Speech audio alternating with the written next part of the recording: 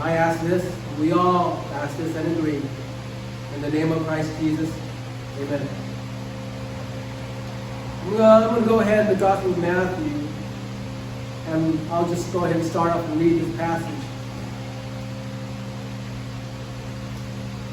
And maybe I'll just paint a little scenario of what's going on.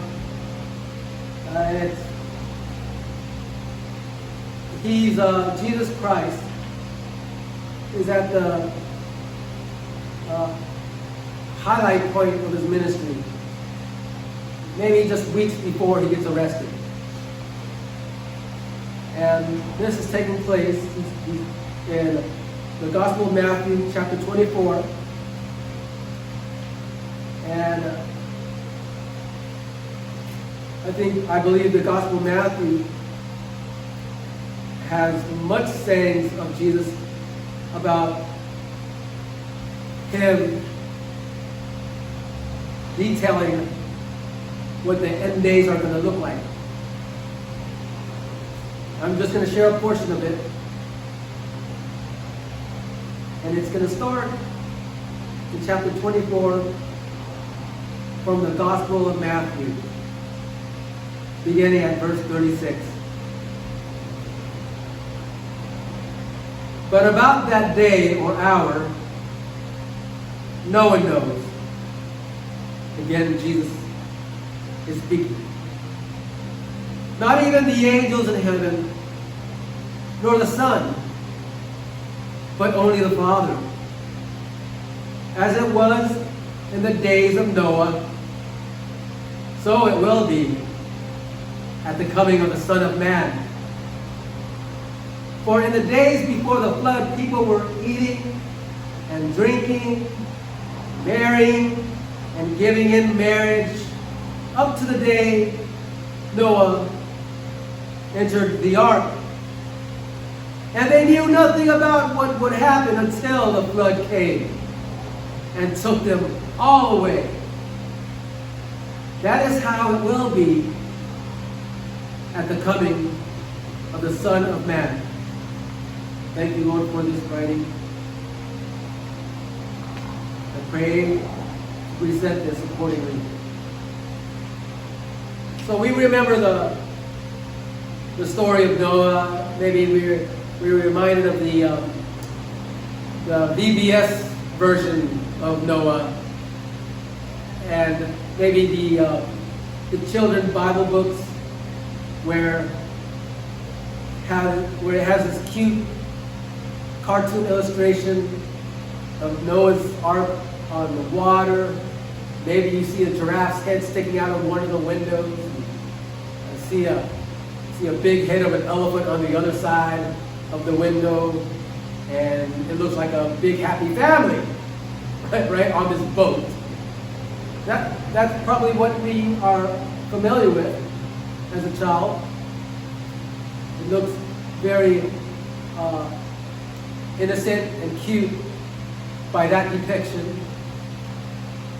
But there's a part of Noah's story that the Bible covers that isn't so G-rated. There's an R or maybe a PG-13 rating of Noah's story. But going back to what Jesus says, what did he mean when he said, as in the days of Noah? He gives a huge clue. For in the days before the flood, people were eating and drinking, marrying and giving in marriage, up to the day Noah entered the ark. It sounds like a usual day, right? You know, people do marry and give into marriage, and people do eat and drink. But what Jesus is implying is that they had no clue and went about their day as usual.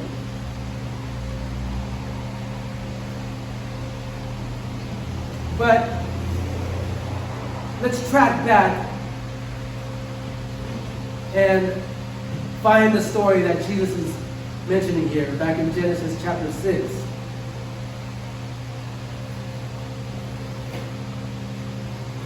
And to to kind of refamiliarize the whole scenario, we are familiar with what happened, right? Why the main story of Noah was that he built a large vessel. And I don't think he did it by himself. He had sons. He had 3 sons. And his sons had wives. And people would ask, hey, say hi to Pastor John. Hi, Pastor John made it. Just us again. But hopefully more will straggle in. But going back to the story, Noah had 3 sons, and somewhere further into his timeline, his sons had wives. And before all that was mentioned, it describes how there was a lot of sin that suddenly manifested in the earth. Prior to that, well, we know how Adam and Eve came onto the scene. Then there was the first sin, taking the forbidden fruit, and Adam and Eve was booted from paradise, and it just kind of digresses from there. You know, Adam and Eve, what came from Adam and Eve was Cain and Abel, and we know the kind of drama that transpired from there. Cain killed Abel because of envy and jealousy over the type of worship. That's another sermon, but I'm going to fast forward a bit. And so, after that, there formed the lineage, the early lineage of Adam and Eve and Cain and Abel. And then within that lineage, we remember a particular fellow by the name of Enoch. Do we remember his testimony? It says about Enoch that, first it says that Enoch lives like about 300 years. He lived a long time back then. I mean, I have an opinion about, I don't know, I mean, I'm making a creative assumption. Like, okay, there was not so much in the land. Maybe there was a lot of room for creativity to work with. Whatever the land was available, there was like vegetation, there was animals, there was meat and stuff like that. And maybe they did a lot of farming. But I guess you can only do so much if you're still well and healthy after 100 years. I'm thinking, okay, maybe I'm making a funny thought, thinking maybe some of these guys after 100 years said, all right, I did this so many times, I did that. Should I go back to that 50 more times? I mean, these people lived for a long time, and there's not, compared to how we lived, I don't think there was much recreation for them. Maybe, I don't know, tip cows over, I don't know. But they lived for a long time, and Enoch, he lived for, what else is interesting, that after a couple of 100 years, they're still making kids. In our timeline, it's a shot in the dark, no pun intended, that if we are able to have kids after 50, right? But they're having kids after 96 years old or over 90, and they're having kids over 200 years. So you know that their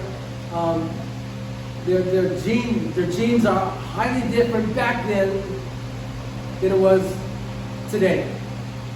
So maybe they had the stamina, the endurance, the capacity to be just working machines And you would figure maybe it wasn't much of a hassle to create such a size of an ark.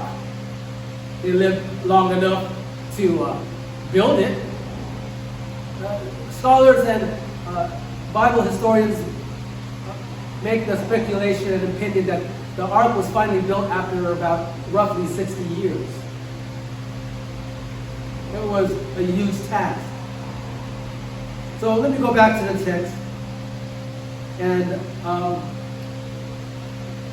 let me read a little bit about Enoch, okay? When Jared is one of the, offsprings of the lineage of the long lineage that stemmed from Adam and Eve. And when Seth was born, he took Abel's place. If you know that testimony, when Abel died, God was gracious to bring forth Seth, who took Abel's place. Anyways, that's another sermon. So if we go in verse 18, it talks about Jared. And in Genesis chapter 5, actually. Okay, Jared had lived 162 years. He became the father of Enoch. After 162 years, his wife gave birth to Enoch. After 162 years, his wife gave birth to Enoch. You know they had some type of incredible genes back then. So after he became the father of Enoch, Jared lived 800 years. I know they had to have times of boredom in order for them to be creative. They had a, I don't know, you think about these amazing things we find on Earth, like the Easter Island statues or the crops, the amazing crop fields that you can only see from the sky. Are you familiar with those? Or the pyramids and stuff like that. And the ingenuity of how they were made, it's a wonder that we don't have the mechanisms and the science and the geometry to match it. In our day, they had such a sophistication of the crafts that were involved in building the pyramids, even the Aztec pyramids, and the crop circles and so forth. Today we don't have the machinery to match what needs to be involved in those ancient structures. Think about that. So going back to this, so Enoch lived 65 years. He became the father of Methuselah.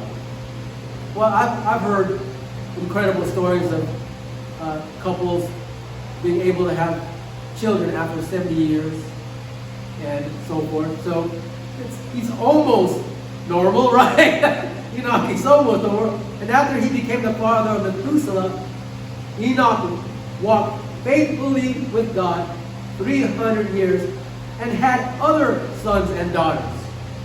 In that duration of 300 years, when Enoch was walking with God faithfully, he got more kids, 300 of them, sons and daughters. Altogether, Enoch lived a total of 365 years. Enoch walked faithfully with God. Then he was no more. I find that interesting. And Enoch's like the guy that lived much less, well, in earth, in that case, much less than his relatives.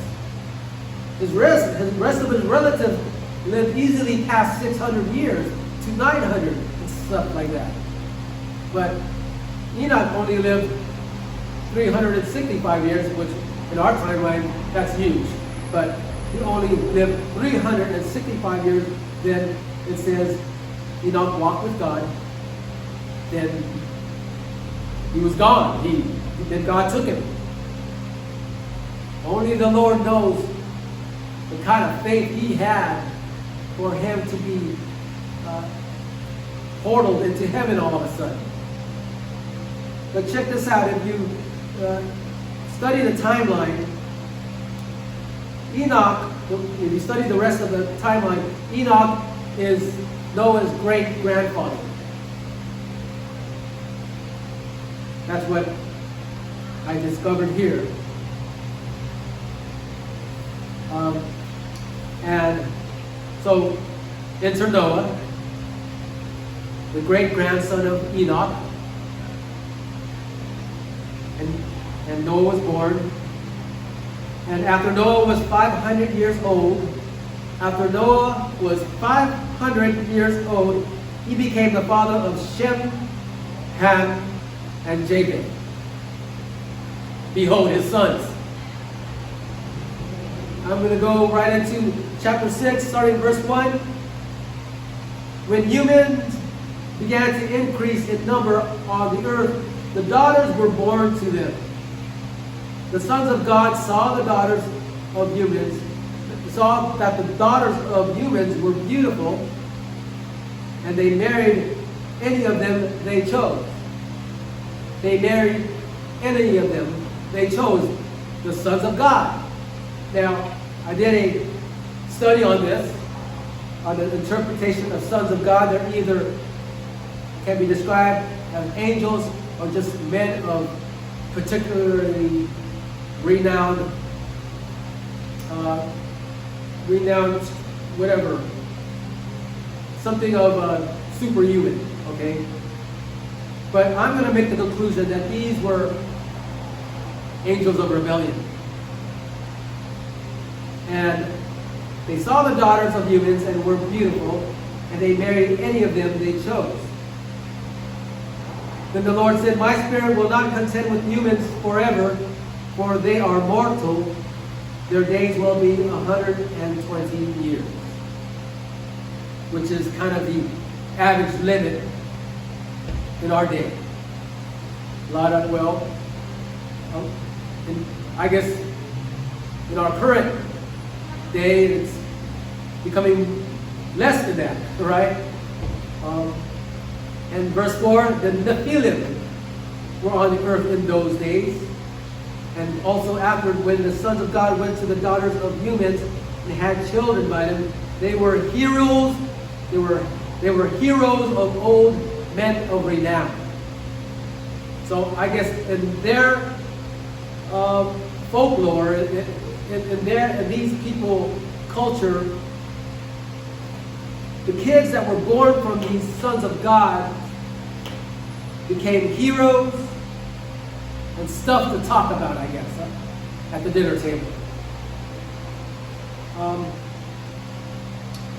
And the Nephilim, well, they were giants. They were tall giants.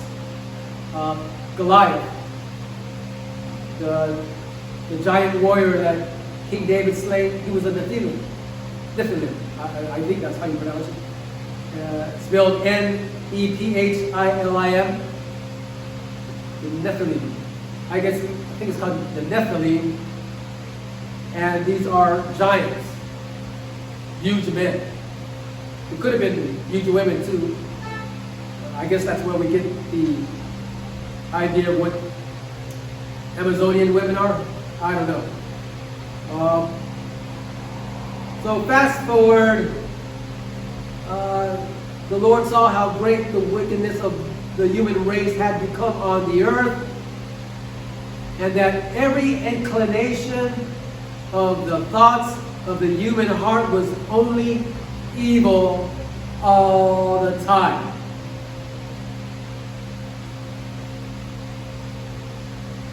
Every inclination of the thoughts of the human heart was only evil all the time. You've heard that saying, no rest for the wicked, right? Well, I think this epitomizes that here.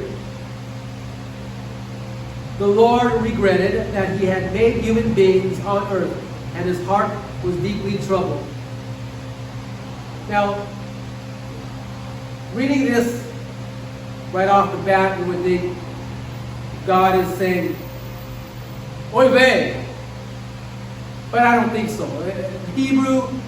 The Hebrew understanding of this, as I made research, because I thought, well, did God make a mistake in creating humans?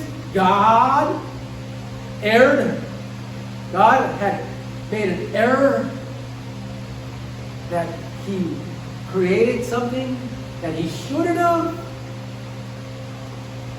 No, he was just simply grieved of how, in the status that they were, in the state that they were. See, there is something called free will.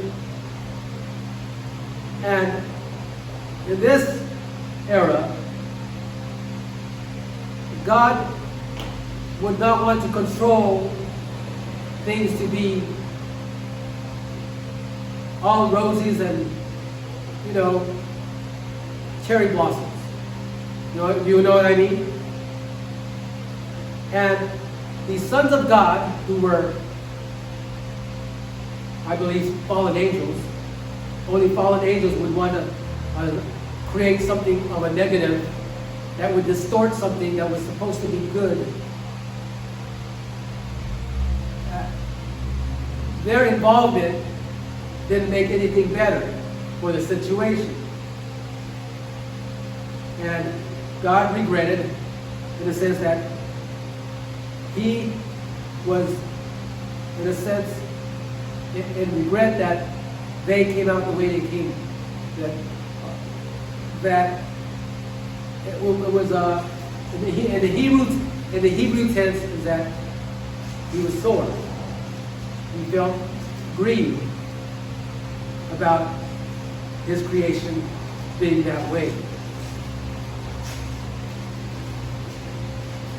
And it describes God's heart deeply troubled. And here's why he's deeply troubled. Let me read on. So the Lord said, I will wipe from the face of the earth the human race I have created, and with them the animals, the birds, and the creatures that move along the ground. For I regret that I have made them. But Noah found favor in the eyes of the Lord. No, only him found favor in the eyes of the Lord. So again, when the Lord said, I regret, he is sore that his creation came out that way. In a sense, it is what it was. So what God is going to do is do a cleanup job. And I believe this is I'm going to carefully say this is a sovereign act of the Lord, maybe for Noah and his family to witness.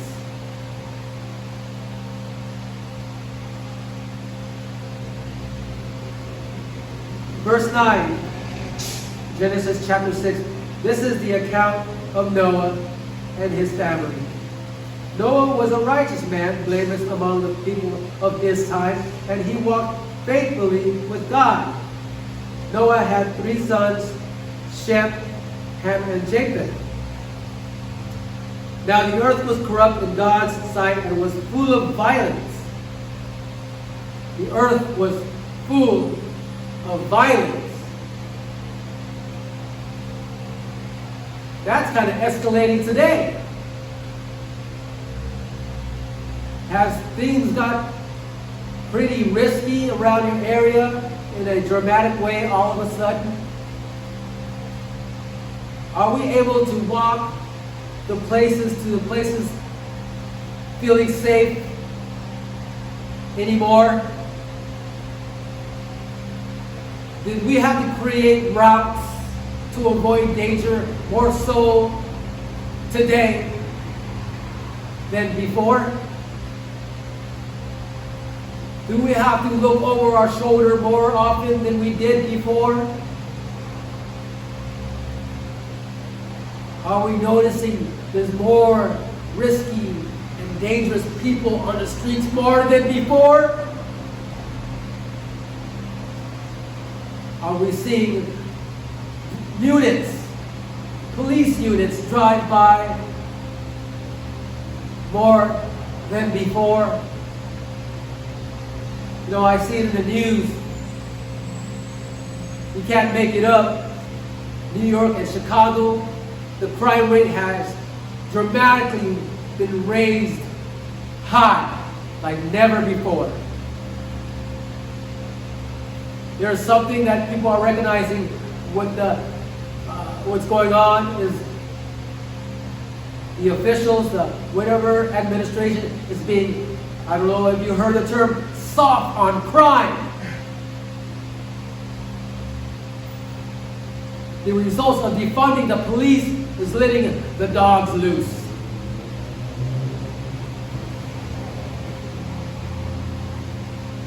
That's the results.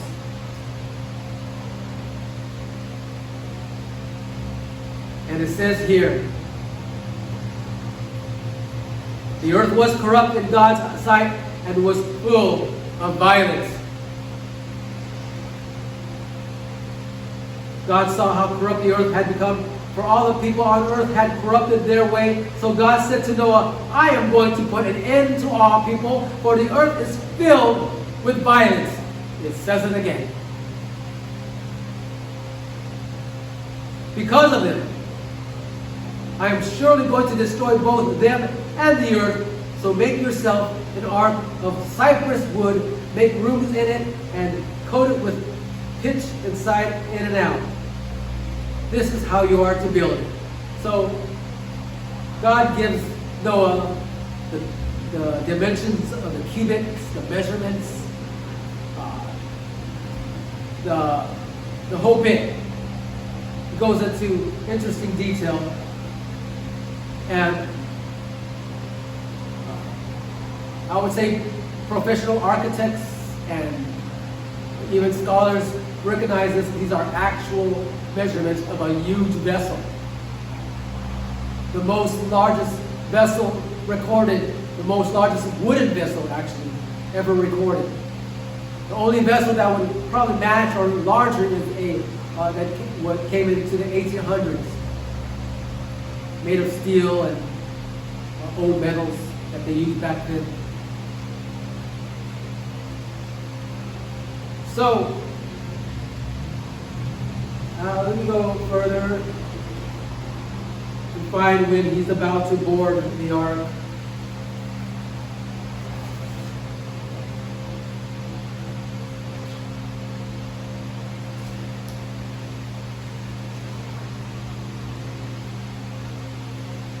Verse 7, chapter 7, verse 1, the Lord then said to Noah, go into the ark, you and your whole family, because I have found you righteous in this generation. And he goes on the detail of how many animals should be going into the ark. You know the story. It starts, this is recorded in chapter 7 of the book of Genesis. There's a big explanation on this, and I don't want to go into it with the time I have. But I'm just going to hit the key points. We know that it began to rain 40 days and 40 nights. 40 days and 40 nights. Non-stop water from the sky. And you want to wonder where all this water from the sky came from? In case you don't know. Suddenly there's this people have never seen this before, ever. And they're probably wondering, and even Noah himself is wondering, why am I building this peculiar looking craft? Flood? We never witnessed a flood. But I think he knows, I think he's seen a body of water that's not necessarily seen on eye level. You probably know about this.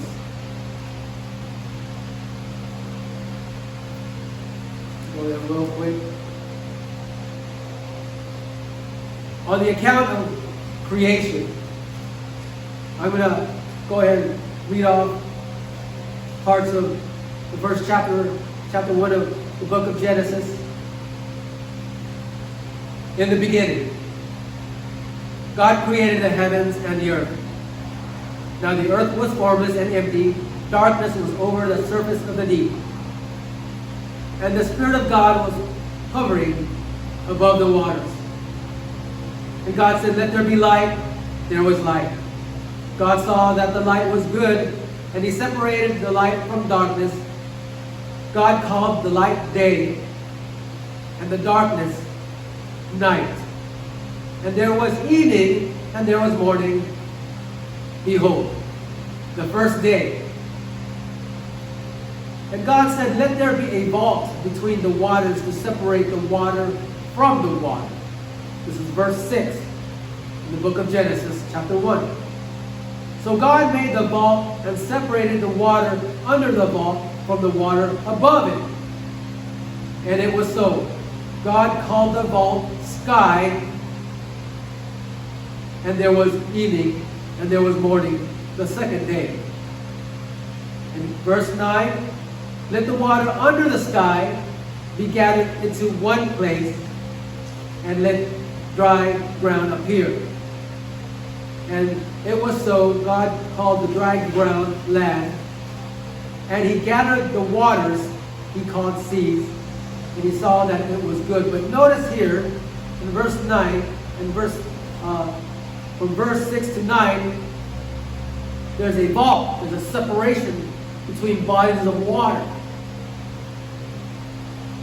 And there's a particular body of water, going to verse 7. So God made the vault and separated the water under the vault from the water above it, and it was so. And God called the vault sky. What this is saying, there's a body of water above the sky. There's sky between certain bodies of water. Where's the other body of water? Above the sky. That's where the water came from.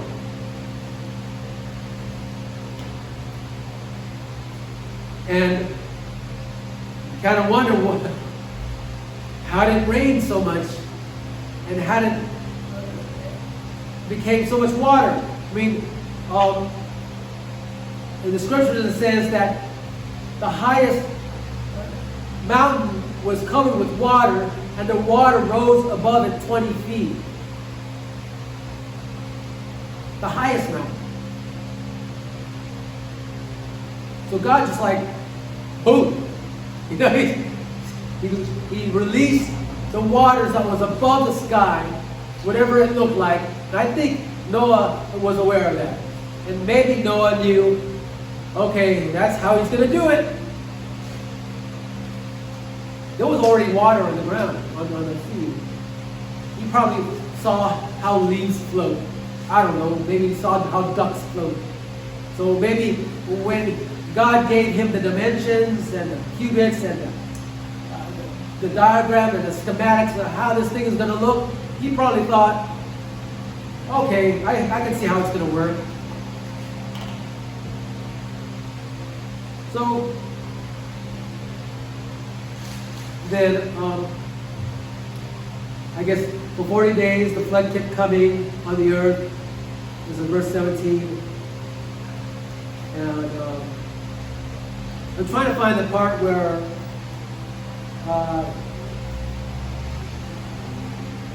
they were making fun of Noah.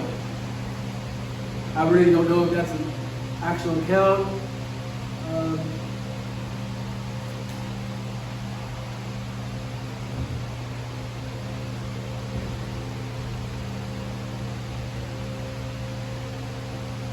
Well, if it's in the Bible, I don't know where it is, but I would imagine that those guys who wanted to punk Noah was laughing at him, seeing him day after day for almost 60 years. And when they finally saw the finished product, probably thought Noah was mad, and because they never seen a flood before. They never seen it rain. Nobody ever saw it rain. And I'm guessing maybe they noticed the body of water in the sky, but they were in disbelief. They were too busy with their sinning and their violence. But the happy ending is Noah and his family was saved.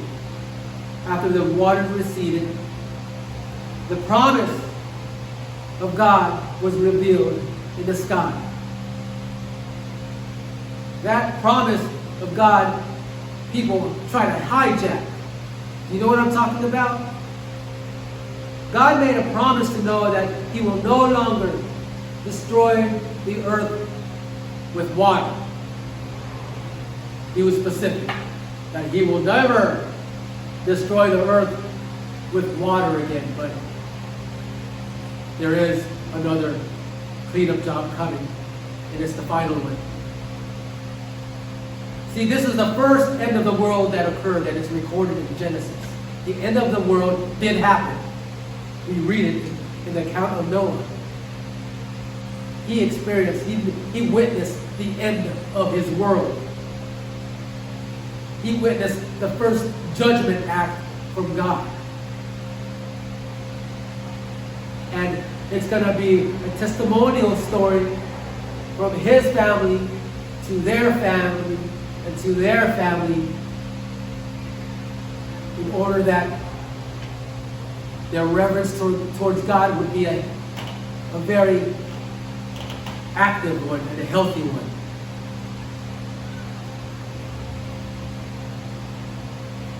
And back to Matthew, the Gospel of Matthew 24. I wouldn't doubt when Jesus was reminding his people about the story of Noah. I wouldn't doubt they knew about that. He's speaking to a lot of Jews here. A lot of Jews that's familiar with the Torah and the Tanakh. That's Hebrew for the Old Testament. That was their system of education, to learn the Tanakh, to be familiar with the Torah. They knew the story of Noah, and Jesus testified, as in the days of Noah, so shall the Son of Man, the coming of the Son of Man be.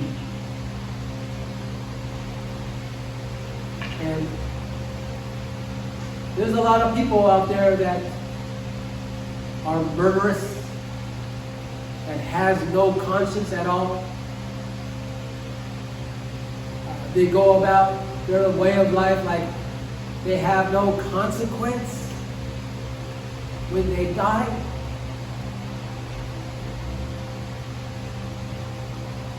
But it'd be too late for them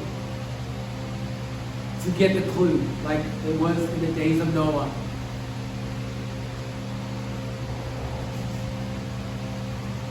The building of the ark was a huge hint for everybody to see in that day.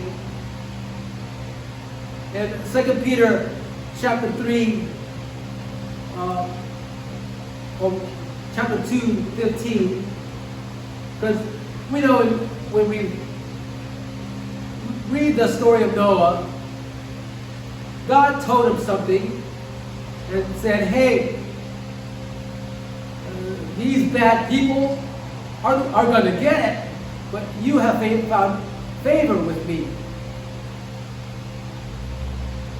Now, it doesn't show Noah warning them. It doesn't give the account that Noah is warning these bad people. He may have, there's huge hints that he may have, because in Peter's letter, the 2 Peter chapter 2, verse 15,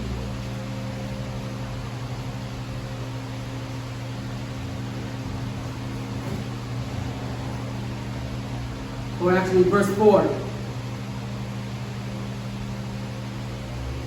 For if God did not spare angels when they sinned, but sent them to hell putting them in chains of darkness to be held for judgment.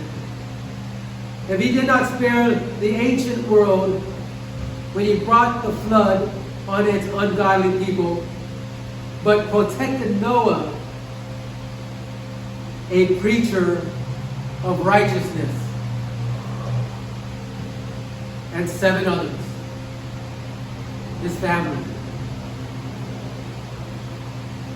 I think only in this scripture that I know of that it describes Noah, a preacher.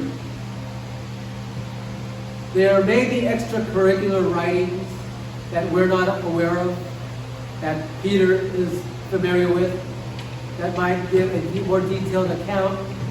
I've heard that there are extracurricular writings of ancient history, of ancient Jewish history, that describe more about Noah's life.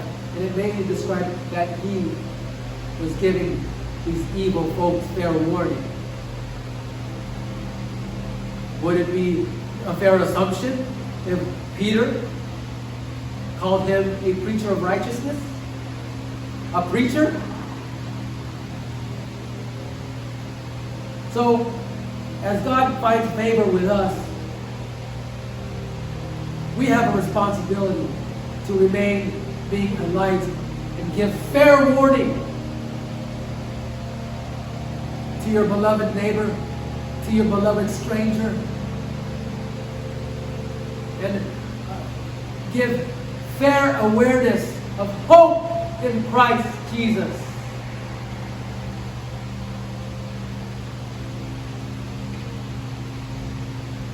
So people would know there are broken people that are believing this is it. It is what it is. This is how I'm going to go out. God don't want them to think that way. Jesus did not die for us to believe that way.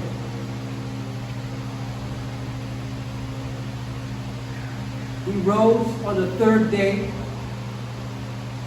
created a beautiful residence for us to live with him. But are we going to live as that's only vacant for us?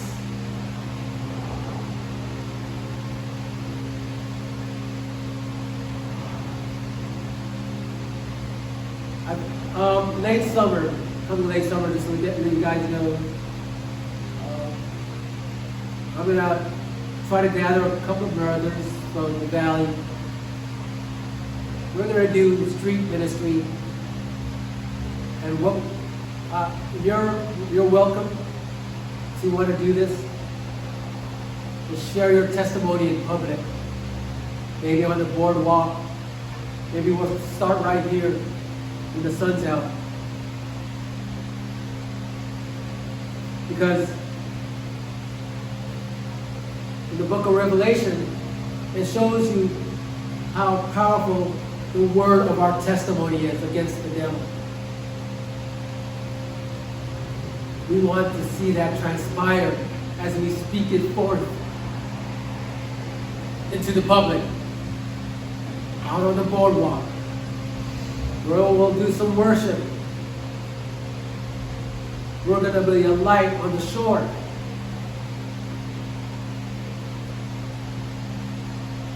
I think it's about time.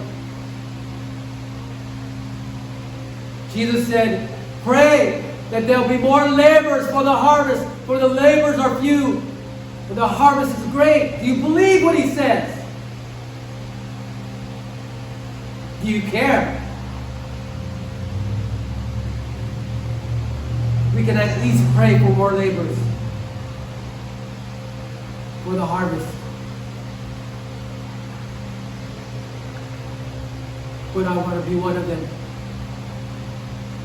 I want to be one of them. And I am. God's put it in my heart. On a given day on the calendar, somewhere in June, we're going to have church on the boardwalk. We're not going to be ashamed. We're going to be courageous. We're going to send the devil scared and running. For a moment maybe, but we're going to let him know who's in the neighborhood.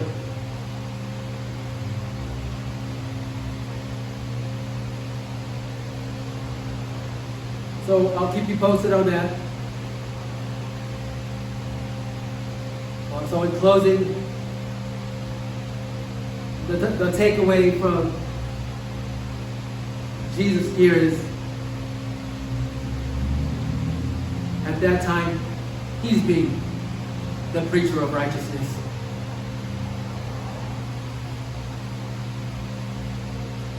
And letting and giving fair warning.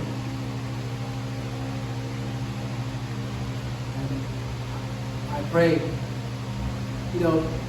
Jesus said, he answered those, he said, when will it be the time? When will we know it's the time? Jesus says, you know when it's harvest? In our vocabulary, we know when it looks like it's going to rain. We know what the weather report's going to look like in this month and that month and so on and so forth. We kind of get an idea what the seasons are every year. It'll be like that. So it's going to be like that. If you're tracking with Jesus, he will let you know.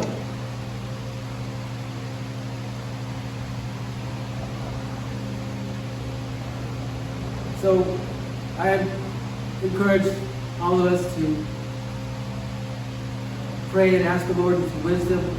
Ask him for wisdom about, what he means when he says, as in the days of Noah, that we would apply it in our heart. We would walk circumspectly as we are living in the days of Noah.